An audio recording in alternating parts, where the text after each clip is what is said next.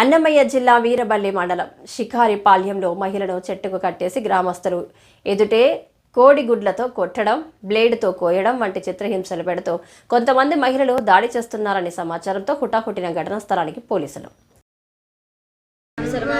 మల్లుగారు అనే వ్యక్తి ఆయన వైసీపీ పార్టీ మీద వ్యక్తి సార్. ఆయన నిన్న మా ఆయన లేని చోట చూసి వాళ్ళ మనుషులతో అందరూ ఇప్పుడే మీ ఆయన లేదు, ఆయనకు ఎట్లా చేయాలంటే అట్లా చేయండి పోదామని చెప్పి ఇంటికాడ తీసుకువచ్చి ఇంట్లో నేను గేడే పెట్టుకున్న ఇంట్లో అంతా ఇంటికి తలుపు వేసి కొట్టి మళ్ళీ ఇంట్లో వచ్చి నాకు ఎట్లా అంటే అట్లా చేసి నానా బంగారం చేసినారు సార్. నాకు కొట్టొద్దని చెప్తే మళ్ళీ బట్టలు లేని మళ్ళీ పిలుచుకొచ్చినారు సార్. ఊళ్ళో చెట్టుకాడ కట్టి గుడ్డులతో రాయిలతో మళ్ళీ ఇటుకతో అది పెద్ద పెద్ద రాయిలతో కొట్టి మళ్ళీ ఇంటికాడ పిలుచుకుపోయి మలుగురు అనే వ్యక్తి నాకు బట్టలు లేనిది అంత చించేసి బట్టలు ఒంటి మీద ఒకటి కూడా లేదు సార్, అంత చించేసినారు సార్.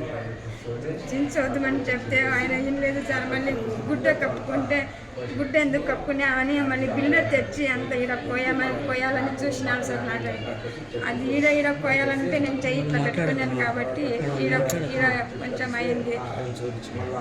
మళ్ళీ ఇట్లా ఎందుకు చెప్తుంటే మీకు న్యాయం కావాలంటే మన దగ్గర తీసుకురావాలని చెప్తే మళ్ళీ ఈరుపల్లి కానిస్టేబుల్ వచ్చి నాకు ఈరుపల్లికి తీసుకుపోతే ఆడ ఏం చెప్పినారంటే నీ న్యాయం ఈడ జరగదు అమ్మా, నువ్వు ఎంతైనా చేసుకోపో బొక్కర్దని చెప్పినాడు సార్.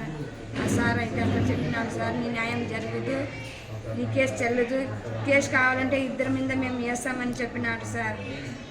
సార్ నాకు ఇంత జరిగినాక నాకు ఇంత అయినాక నాకు ఉండేదానికి కూడా నాకు మనసు ఒక్కలేకపోతుంది సార్.